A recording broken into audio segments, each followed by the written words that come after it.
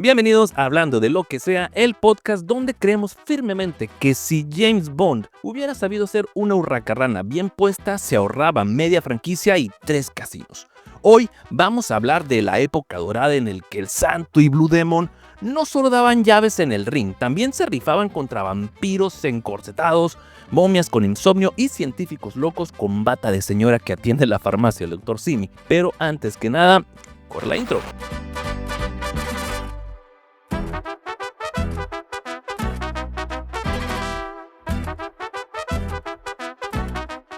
El cine de luchadores fue esa mezcla gloriosamente improbable de superhéroes, espionaje y películas de terror clase B que México convirtió en tradición familiar. Así que ponte cómodo, ajústate la máscara y no te la quites ni para ir al baño, porque vamos a desenterrar este fenómeno único donde la lógica se rinde, pero la patada voladora nunca falla. Dentro del folclore mexicano, la lucha libre tiene uno de los lugares privilegiados. La máscara de luchador es un símbolo reconocible internacionalmente y uno, aunque no sea fan de las luchas, no puede evitar emocionarse al ver la típica máscara de luchador. Eso ya está en nuestro ADN como mexicano. Y en su momento, estos coloridos personajes eran los superhéroes de México. Además de emocionar a la audiencia en el ring, también lo hacían en el cine, luchando contra seres malignos sacados de lo más bizarro de la imaginación. Pero, ¿dónde comenzó este fenómeno? La idea de la lucha libre no es algo original de México. Fue en el año 1933 cuando Salvador Lutherot, hoy conocido como el padre de la lucha libre,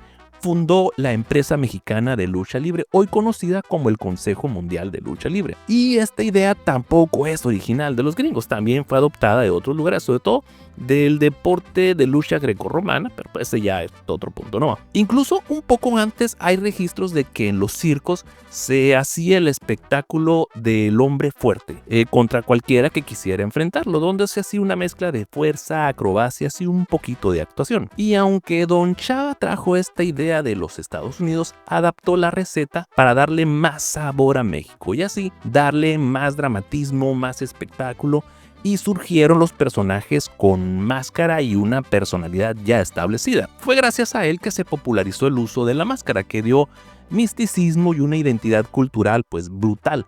Aquí es donde la lucha libre mexicana empezó a diferenciarse del resto del mundo. Y fue así que la lucha se transformó en una especie de teatro de barrio, con buenos, los técnicos, los malos, los rudos, casi como un melodrama en vivo. Y para entender por qué acabamos viendo a luchadores en licra partiéndole en su progenitora a momias y a vampiros, tenemos que regresar a los años 30 y 40, cuando la lucha libre pues explotó como entretenimiento masivo. Las arenas estaban llenas de familias, pues las familias completas, la señora con abanico, niños con trompito y tipos que gritaban ¡mátalo, mátalo!, como si de verdad fueran gladiadores romanos. Era deporte, era teatro y era una catarsis para olvidar que afuera la vida pues estaba más ruda que un candado al cuello. Y en medio de todo ese desmadrito apareció Rodolfo Guzmán Huerta, mejor conocido como El Santo, un luchador que pronto se convirtió en algo más, un héroe nacional, una figura incorruptible, un Batman en calzones plateados.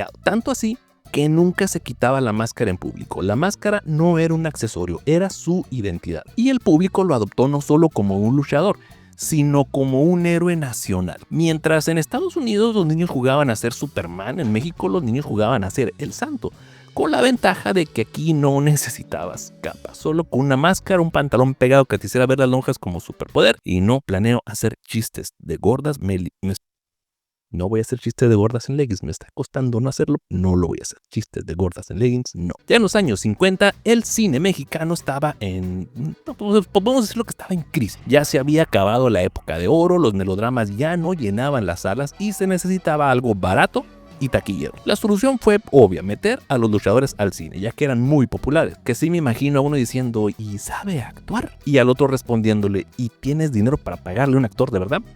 No, entonces el luchador será. El resultado fue un boom instantáneo. La gente lo veía en pantalla grande no como actor, porque seamos sinceros, actuar nunca fue su fuerte, sino como el mismo héroe que ya idolatraban en el ring, pero ahora repartiendo madrazos a momias, vampiros y hasta alienígenas con antenas de papel aluminio. Y así, la misma figura que llenaba ahora arenas llenaba salas de cine. La gente no veía a Rodolfo Guzmán actuando, veía al santo, el héroe real salvando al mundo en pantalla grande. Eso sí, para poder ver y disfrutar de estas películas, pues tienes que ponerte en el mood correcto, o sea, estar en la misma sintonía que la película, porque pues los disfraces de los monstruos son malísimos, los efectos especiales son malísimos y las actuaciones son malísimas, pero tiene ese no sé qué sé yo que las hace buenas, no sé si me doy a entender. Y fue así que nació este fenómeno, luchadores convertidos en superhéroes 100% mexicanos con presupuesto de cine clase B, pero con taquilla de película de Marvel en su momento. Y todo gracias a que la gente necesitaba nuevos ídolos, el cine necesitaba salvarse y el santo, pues bueno, el santo nunca necesitó quitarse la máscara ni para ir al baño, que siempre me ha dado la impresión de que sí le olía la chompa gacho. Después de usar toda la máscara todo el día, decir cebitos y ya estar. Bueno, que mirando películas del santo recientemente para este video, me di cuenta de que no se complicaban con los actores de los que hacían las escenas de acción. Simplemente un vato se ponía la máscara y tú sabes nadar, vas, te avientas al mar. Tú sabes tirar, vas, tú lo avientas. Tal cual, si podía con máscara y vámonos. Ya en los años 60 y 70 llegó el boom. El cine de los luchadores era el Marvel Cinematic Universe del barrio, era el universo cinematográfico de tu abuelo, pero en blanco y negro primero y luego en colores saturados que dolían la vista. El fenómeno funcionaba porque era barato de hacer, no se necesitaban efectos especiales dignos de Hollywood. Con un par de botargas, mucho humo y maquillaje que parecía sacado de una tienda de artículos chinos, ya tenías villanos listos para ser cacheteados por el santo o por Blue Demon. Y lo mejor es que a la gente no le importaba la producción barata. ¿Por qué? Porque lo que iban a ver era la fantasía. El luchador que anoche se rifó 3 caídas en la Arena de México, hoy está salvando la humanidad de un ejército de vampiras en bikini. Las vampiras sí estaban chidas. Una de esas, y la abuela de alguien que está viendo este video fue una de esas vampiras. Las salas se llenaban, especialmente las de barrio, donde la entrada pues era barata y la diversión pues era segura. Era un plan familiar perfecto. Papá, mamá, los chamaquillos y hasta la abuelita que gritaba como si fuera parte del ring. Ya, abuela, ya cállese, abuela. Guarde silencio, abuela, por favor. No lo está escuchando, es una película, abuela. No lo oye el santo. El cine de luchadores era el equivalente a un combo cultural. Taquitos afuera del cine, la función de luchas en la pantalla y de regreso a casa los niños jugando a aplicarle una mataleón ahí al hermanito chiquito. Todos torturábamos a nuestros hermanitos chiquitos, es un hecho. Los luchadores eran nuestros superhéroes locales, mientras los gringos tenían... ¿Qué te gusta? James Bond con sus gadgets. Aquí teníamos al santo y Blue Demon con un salto de la tercera cuerda, un convertible, relojes. Ya tenían sus smartwatch y tenían cero expresión facial también. Mira, en esta escena, préstame atención, en esta escena tienes que poner cara de sorprendido. Va, ahora tienes que poner cara de asustado. Perfecto. Aquí te tienes que ver bien feliz. Te sale natural. Y así, baratito, pero el santo tenía un reloj inteligente para hacer llamadas, su descapotable tenía una pantalla de navegación y así de repente sacaban objetos que ni el baticinturón tenía. No había CGI, pero había algo mejor, el orgullo de ver a un luchador mexicano partirle en toda su progenitora al mismísimo Drácula. Porque sí, señores, en México no necesitamos murciélagos millonarios ni arañas radiactivas. Y el héroe iba en calzones plateados y con eso nos bastaba. El público objetivo de estas películas pues eran todos. Para los niños eran superhéroes reales a quienes podían ver en el ring y luego en la pantalla. Para mamá, los luchadores pues sin camisa, y para papá las vampiras en bikini. Tenían algo para todos. Y para la industria del cine pues era taquilla asegurada. Se producían rápido, se filmaban en 2 locaciones, o sea, la arena de lucha y el laboratorio del villano, y se estrenaban a montones. Y en su época el santo llegó a filmar hasta 6 películas en un solo año, casi como hoy en día lo hace La Roca.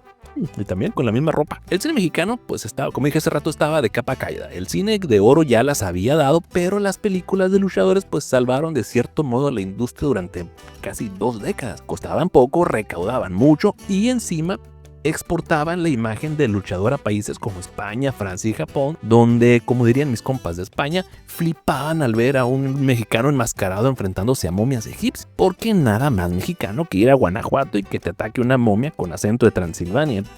Sí, a veces los escritorios se toman muchas libertades. Así que en resumen, durante los 60 y los 70 el cine de luchadores pues no solo fue popular, fue, como les dije hace rato, el universo cinematográfico de Marvel de tu abuelito. La diferencia es que aquí pues no había escenas postcréditos. ¿Por qué? Pues ¿para qué? Ya sabías que al día siguiente el santo iba a volver a salvar el mundo y con la misma máscara sudada de la noche anterior. Si el cine de luchadores era el equivalente a los Avengers, entonces necesitamos presentar a los héroes pues de este universo cinematográfico con licra. Y sí, todos eran enmascarados, todos eran musculosos con su pancita y todos actuaban como chamacos de secundaria leyendo en voz alta por primera vez. El santo pues es el papá de todos, el ícono, el Batman, Superman y Benito Juárez del cine de luchadores. Protagonizó más de 50 películas y eso que la mayoría tenía el mismo guión. Nunca se quitó la máscara y siempre fue incorruptible, no bebía, no fumaba, no hacía nada malo, era superhéroe y santo patrono con licra plateada y podía viajar en avión de un país a otro sin quitarse la máscara. Nadie se hacía pedo en el aeropuerto. Su máscara plateada se convirtió en símbolo nacional, casi como la Virgen Guadalupe, pero con patadas voladoras. En el cine era incorruptible.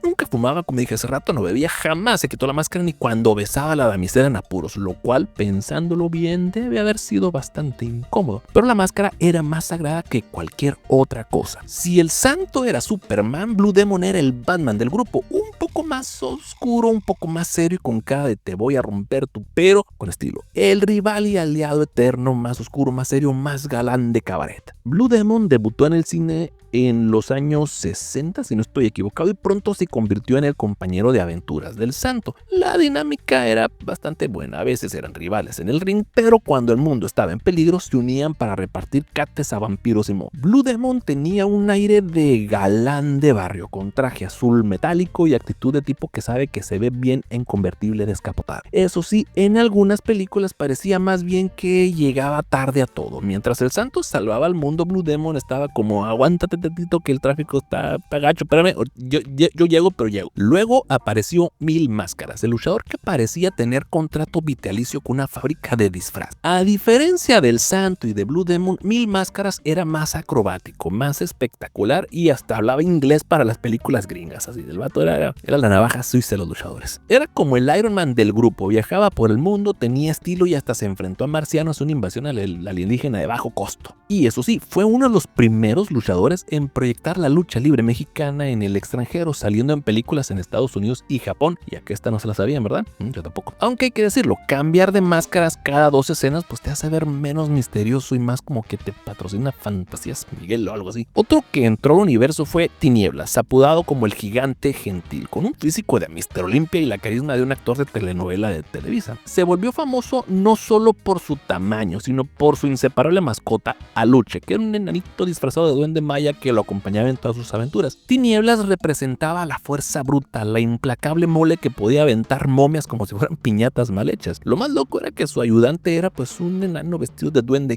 ¿Quién necesita a Robin cuando puedes tener a un Aluche que parece salido del Chapulín Colorado versión creepypasta? Pero y había otros tantos más como el Huracán Ramírez, el Rayo de Jalisco, Super San y un largo etcétera. Juntos estos personajes conformaron algo que en su momento fue la versión mexicana de la Liga de la Justicia, más o menos. Y honestamente yo prefiero ver a un luchador enmascarado partirle en toda su progenitora a Drácula que otra pelea existencial con Batman con su trauma de la infancia. Así que esos eran nuestros héroes, el trío dinámico, el santo Blue Demon y Mil Máscaras, más los invitados especiales como Tinieblas, todos con licra, todos con máscara y todos con la misma agenda: salvar al mundo en 90 minutos de película sin que se les arrugara la máscara. Si algo definió al cine de luchadores fue su capacidad para hacer que todo encajara a fregadazos. Y cuando digo todo, es todo. Vampiros, momias, extraterrestres, nazis escondidos en México, científicos, locas, buchonas, todo. Cualquier cosa podía ser derrotada con un par de pierrotazos. Y como ejemplo pues tenemos estas joyitas de las que te voy a platicar. Del año 1962 tenemos al santo contra las mujeres vampiras. Aquí el santo se enfrenta a una secta de vampiras sexys que quieren dominar el mundo. Ajá. Antes de Crepúsculo ya teníamos a vampiros brillando, pero más que nada por las lentejuelas de los trajes. El giro de tuerca era que la vampira, la jefa, era más intensa que tu ex tóxica, y eso es mucho. Desde el año 1970 tenemos al Santo y Blue Demon contra los monstruos. Aquí Drácula, Frankenstein, el hombre lobo, el cíclope, la momia y hasta un monstruo que parecía sacar una piñata mal hecha, todos contra el Santo y Blue Demon. Básicamente aquí fue el Civil War mexicano, pero con un maquillaje muy barato. Aún así, taquillazo, porque ¿quién no quiere ver a Drácula comiéndose un candado de lucha? Del año 1972 tenemos Las momias de Guanajuato. Aquí el Santo, Blue Demon y Mil Máscaras se enfrentaron a momias que despiertan para vengarse. No me acuerdo de qué se vengaban porque me distraje tantito cuando miré la película, pero bueno, fue un éxito tan grande que hasta turistas seguían yendo a Guanajuato para ver si se encontraran a momias dando machetazo. Lo mejor, las momias corrían, porque claro, en México hasta las momias tienen que correr. Un poquito antes de 1969, una protagonizada por Mil Máscaras, que era Mil Máscaras contra la invasión de los marcianos, que eran alienígenas con antena de alambre retorcido que quieren conquistar la Tierra, pero no contaban con que Mil Máscaras tenía la condición física de tres gimnastas. El guión parece escrito en una peda, pero funciona porque los aliens pues se veían como extras del Chavo del 8, o sea, baratita la película. Básicamente el verdadero Independence Day se filmó en México y nadie lo supo. Will Smith se queda estúpido a un lado de Mil Máscaras. De 1963, El Santo en el Museo de Cera o algo así, no me acuerdo, que es un científico loco convierte a personas en estatuas de cera para su colección. El Santo entra en acción, reparte llaves y como buen mexicano termina destruyendo medio museo, como cuando se pone pedo tu papá y termina haciendo puro esfiguro en la casa del compa. Básicamente la versión mexicana de House of Wax, pero con presupuesto de 5 pesos. Igual del 69, Blue Demon y las Invasoras, que es un grupo de extraterrestres mujeres llegan a la Tierra con minifaldas metálicas y sí, la solución es que Blue Demon las convenza a base de patadas y carisma de galán de Canti. ¿Misoginia espacial? Pon tú que sí. ¿Entretenimiento garantizado? También. Pero lo grandioso de estas películas es que no necesitan lógica. Tú entrabas, veías al Santo pelear contra un vampiro en traje terciopelo y salías feliz. No necesitabas más. Porque la fórmula era simple. Problema sobrenatural, más luchador enmascarado igual a México salvado en 90 minutos o tal vez menos. Porque si pensabas que ver al Santo contra vampiros era lo más bizarro, espera escuchar esto. También compartió pantalla con Capulina, Chabelo y hasta Pepito. Ajá, señores, señoras y señores, mucho antes de Marvel y su multiverso en México ya teníamos un, ¿cómo le podemos llamar? Licra universo cinematográfico, Licra Cinematic Universe, para que se escuche más acá, simplón. Películas como Santo contra Capulina de 1968 y Santo y Capulina contra las momias del 71 mezclaban lo mejor de ambos mundos, o por lo menos lo intentaban más o menos. La dinámica era bastante simple. Santo salvaba al mundo y Capulina era pues el idiota entrañable que se tropezaba cada 5 minutos. Era básicamente como meter a Batman en una película con Mr. Bean, solo que aquí Mr. Bean pues se llamaba Capulina y nunca dejaba de gritar. Capulina era el Jar Jar Binks mexicano, nadie lo pidió, todos medio lo toleraban y ahí estaba sobreviviendo hasta los créditos. Ahora, yo aquí pensaba que existía una película del Santo con Chabelo y Pepito, pero creo que la confundí, es un efecto Mandela bastante raro, pero no. Aunque esta película salió en 1973, aunque no salió directamente el Santo, la influencia del género pues sí era clarísima. Los monstruos eran reciclados del cine de los luchadores del Santo. Drácula, Frankenstein, el hombre lobo tomaron las mismas botargas que tenían guardadas quién sabe en dónde y las usaron para esta película. Aquí el crossover fue con los monstruos del Santo en una película de Chabelo y Pepito. Solo que ahora pues eran enfrentados por dos niños,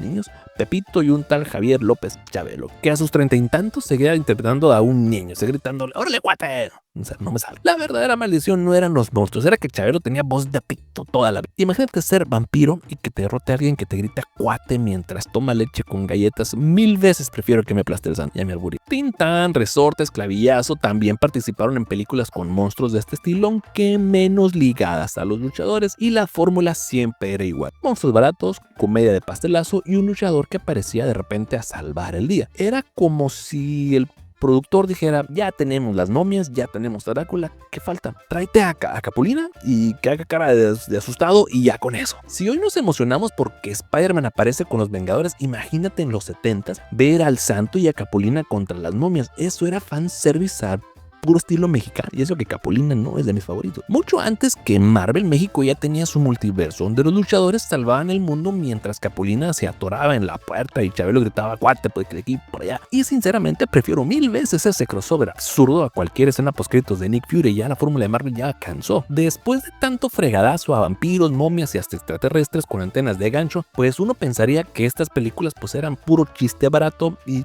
sí lo eran, pero también dejaron una huella cultural gigante en México y en el mundo. La máscara pasó a convertirse en el símbolo nacional. No era un disfraz, era identidad, era justicia, era orgullo mexicano. El santo no era Rodolfo Guzmán, era el héroe enmascarado eterno. Y estas películas se exportaron a España, Francia, Japón, etcétera, donde se volvían locos con la idea de luchadores dándole en su progenitor a las momias. En Japón el santo era casi un superhéroe oficial. En Japón incluso llegaron a ver al santo como una mezcla de superhéroe y gladiador moderno, y sabemos que Japón tiene una imaginación bastante peculiar. Así que luchadores enmascarados en leggings peleando contra monstruos era definitivamente otro pedo para ellos. Nomás faltaba que se volviera gigante y peleara con el monstruo, pero ahora en gigante, y ya con eso yo creo que ya tenía todo. Directores como Guillermo del Toro han mencionado que de niño veían estas películas y que lo inspiraron para crear sus monstruos. Robert Rodríguez, Quentin Tarantino también han mostrado amor por el cine de luchadores, incluyendo referencias estéticas en sus películas. Básicamente Hollywood dijo: ¿qué es esta joya bizarra? Cópialo, pero con presupuesto. Mientras aquí decíamos, esas pelis sí son una jalada. Guillermo del Toro y Tarantino estaban tomando apuntes como si fuera tesis doctoral. Para generaciones enteras, estos luchadores pues fueron los superhéroes reales de México. No necesitabas cómic ni Marvel. Tus héroes estaban en el ring de la Arena México el sábado y en el cine del barrio los domingos. Y el eco sigue hasta el día de hoy. Luchadores en caricaturas, cómics, videojuegos y hasta merch retro que la gente compra por nostalgia. Porque, o sea, hoy puedes ver a Deadpool en todos lados. ¿Por qué no tener tu mochila del santo contra las momias de Guanajuato? Nada dice voy a la primaria con estilo como cargar con un estuche donde un luchador en calzones le parten toda su progenitora a Frankenstein, o tal vez no. Ya para los 80s el género murió, o sea, tenían la saturación, guiones repetidos y obviamente el cambio en el gusto del público, pero la imagen del luchador como héroe pues no murió jamás. Hoy seguimos viendo memes, referencias y homenajes que pues mantienen vivo el legado de cierta manera, porque sí, las películas eran malas, pero malas con tanto estilo que se volvieron inmortales, como esas canciones de reggaetón que odias pero que terminas cantando en la peda. Niégalo. El cine de luchadores no solo fue entretenimiento barato, fue un fenómeno cultural que hizo de la máscara un símbolo, puso a México en el mapa de la cultura pop y nos demostró que con una llave bien aplicada se arregla desde un secuestro hasta una invasión extraterrestre. Y así como toda llave tiene su contrallave, el cine de luchadores también tuvo la suya. Y sí, aunque fueron un fenómeno brutal en los 60 y en los 70, ya para los 80 pues el género ya estaba gastado, ya estaba más gastado que la rodillera del santo. Llegó a un punto en que salían tantas películas de luchadores que hasta parecía telenovela de Televisa. Mismo villano, mismo set, misma máscara sudada. Si una semana el santo pelea contra vampiros, la siguiente era contra vampiros con bata de laboratorio. O sea, ya reciclaron demasiado las ideas. El público quería cine nuevo, comedias, dramas urbanos, ficheras, sí, o sea, lamentablemente el santo no podía competir contra Sasha Montenegro en bikini, no. Y en el año 1982 el santo se retiró del cine con la película La furia de los karatecas. Poco después, en el año 1984, falleció, cerrando la época dorada de este cine. Blue Demon siguió un poco más, pero pues ya era un género en coma. Aunque el cine se apagó, el mito del luchador como héroe sobrevivió. Los luchadores aparecieron en cómics, caricaturas y hasta videojuegos. O sea, bueno, lucha libre AAA Héroes del Ring creo que nadie lo compró, pero si tú lo jugaste, ¿qué tal estaba? Y como dije hace rato, directores como Tarantino, Del Toro, Robert Rodríguez siguen diciendo ¡órale, el santo fue mi infancia! Mientras aquí decíamos, pues esas pelis son churros. En Hollywood las siguen viendo como arte pop bizarro. Las máscaras siguen siendo íconos. Hay festivales de cine clase B donde proyectan estas joyas y ya hay hasta Funko Pop del Santo y Blue Demon. Porque aunque las películas eran malas con tanto carisma que hoy son piezas de culto. El género obviamente murió en la taquilla, pero en la cultura jamás. Los luchadores siguen siendo superhéroes 100% mexicanos que no necesitan gadgets ni efectos especiales porque con una máscara y unas patadas voladoras pues ya era suficiente para salvar al mundo. El santo era tan comprometido con su personaje que nunca se quitaba la máscara en público, ni en entrevistas, ni en fiestas, ni en la tiendita comprando tortillas. De hecho, hay quienes aseguran que hasta dormía con la máscara puesta. Para mí que era apropiado, pero poco no estaría chido, pues ser un personaje increíblemente famoso, pero poder pasar desapercibido completamente en público. O sea, por ir por unos tacos sin que te estén jodiendo tantito. Solo una vez, poco antes de morir, se atrevió a quitarse la máscara en televisión y fue como si Superman hubiera mostrado el CURP en vivo. Fue un momento histórico. Imagínate a su esposa cuando llegaba el santo a su casa: amor, ¿ya te quitaste los zapatos? Sí. Y la máscara: ¡eso nunca! Luego estaba Blue Demon, el eterno compañero del santo, y aunque en el ring llegó a ganarle varias veces, en el cine, pues en el cine era otra cosa, ¿no? El protagonista era el santo, porque en muchas películas Blue Demon terminaba capturado por el villano y el santo tenía que rescatarlo. Era básicamente la damisela en apuros, pero en versión musculosa y con máscara azul y leggings. Y ojo, la magia de estas películas no estaba en los efectos especiales.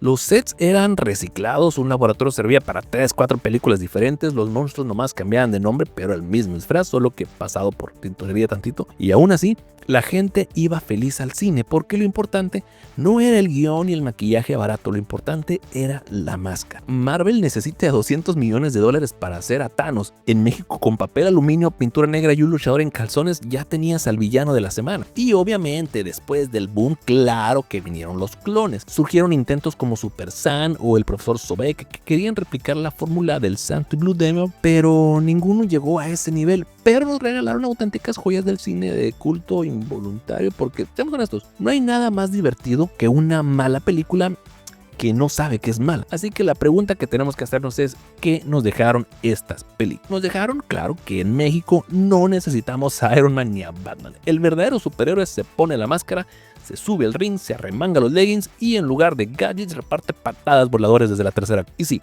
el cine de luchadores fue barato, repetitivo y ridículo, pero también fue entrañable, único y 100% mexicano. Y así, mis estimados, llegamos al final de este recorrido por el cine de luchadores, un universo donde una máscara valía más que un pasaporte, donde una patada voladora solucionaba el apocalipsis y donde Blue Demon era secuestrado más veces que la princesa Peach. Estas películas nos enseñaron que en México no necesitamos superhéroes millonarios ni efectos especiales de $200 millones.